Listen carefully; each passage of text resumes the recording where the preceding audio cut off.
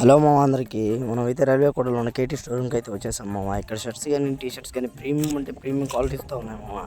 మీరైతే ఒకసారి వచ్చి విజిట్ చేయండి. టీ షర్ట్స్ అయితే ఎలా ఉన్నాయి చూపిస్తున్నాను చూడండి మామ. ఒక టీ షర్ట్ అయితే ప్రీమియం అంటే ప్రీమియంతో ఉన్నాయి. ఒక క్వాలిటీ అయితే టీ షర్ట్ అనేది